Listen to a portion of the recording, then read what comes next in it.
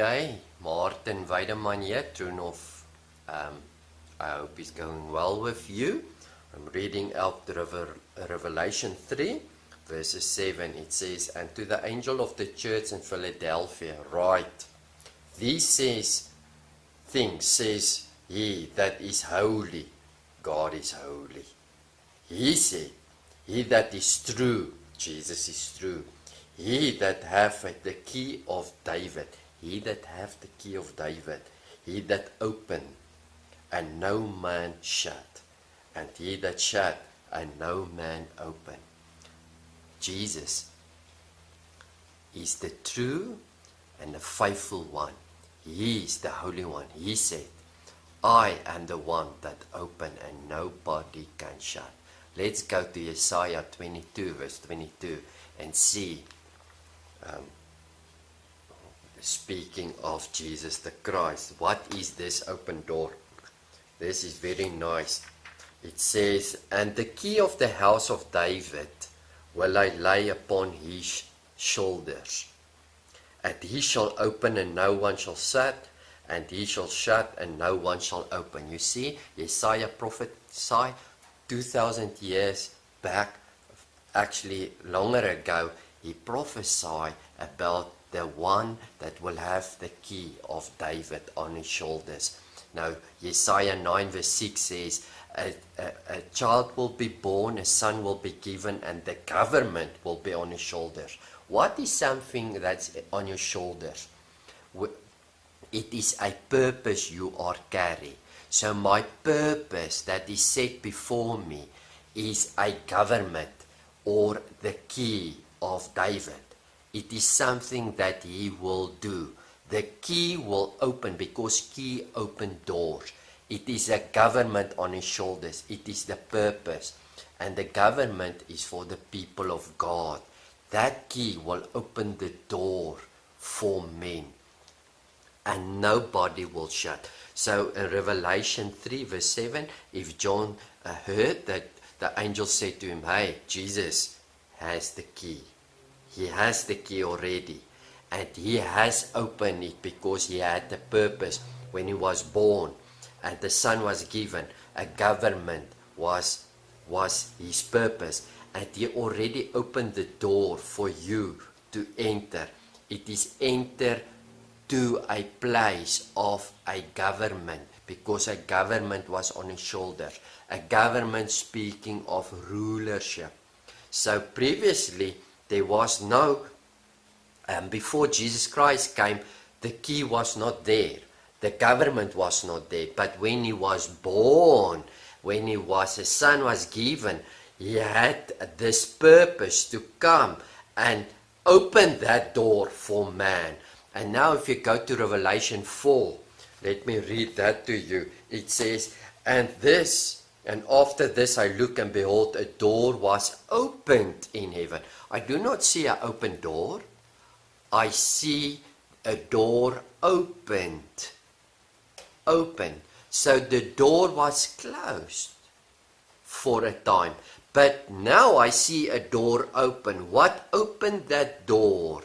When a child was born, when a son was given, when the keys that was on his shoulder, or the government was on his shoulder, it was unlocked for mankind. Now let us go and see, when opened this door? When was this government given to the people?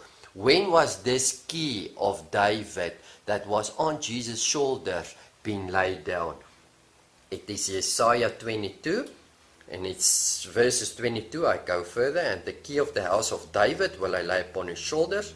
So shall he open, and none shall shut.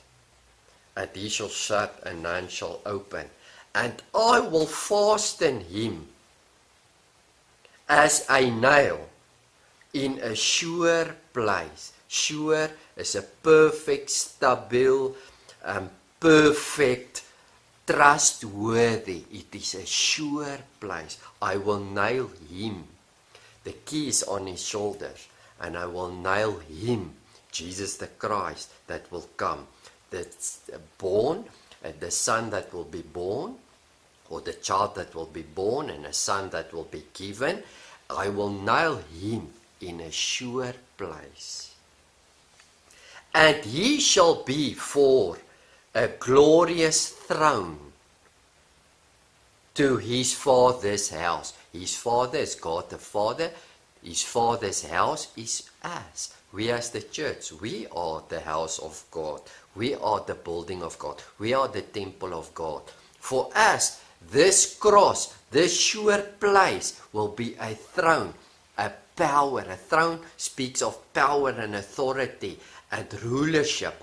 This cross will open the government on his shoulders for us. This cross will be the key for us to be a government of God, the rulership, to reign with Jesus. And now I see that a door is open, Revelation 4, and I saw a door open. What is the door that is open? It is a crucified Christ. It is when he hung on the cross. This door was open for man so that we can be part of this government and this rulership and the authority. So come up hither, John, let me show you something. And then he see the door opened. Not an open door, but he see it open, meaning the time when Christ was on the cross. And then it says in Isaiah 22 verse 24, and they shall hang upon him the glory of his father's house. Well, we shall be the glory of this thing, because the thing that was set before him, he went for that because he knew there was glory to follow this cross, and we were that glory, and we will hang upon him this cross, this sure place, this throne. We will hang. His father's house will hang upon him the glory of his father's house. The offspring, we are the offspring, and the issue of vessels of small quantity, from vessels of cups and vessels of flagons. Now all is vessels of something that it is carriers of water and wine. And Mark 2 verse 21 and 22 says, God says, I cannot pour new wine in old wineskins. I must go to a place, making our bodies, the old wineskins, the old mind, the old man, the old intellect, the old ways of doing. I must make it new on the cross, to fill it with new water, new spirit, new wine. And then we will come and hang these vessels upon this place, this sure place, this throne, this place where Jesus hangs on the cross. New temples, new vessels, we will hang ourselves on this place. This glory to the Father's house. And that will be the time when the door is open for man to be part of the throne life, the government, the key that opens the door to a higher dimension, a higher life. The door is open today, and this door will never shut. No one can shut the door.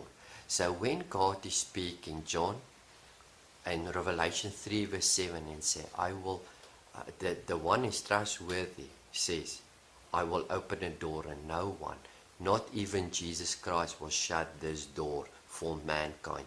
Anyone can come anytime to him and says, we want to be part of your government. We want to be part of your glory. We want to be part of you. And we will hang our newer wineskins, our new dwelling places upon this sure place, this cross and this throne. I hope you understand. May God bless you. In Jesus' mighty name. Amen.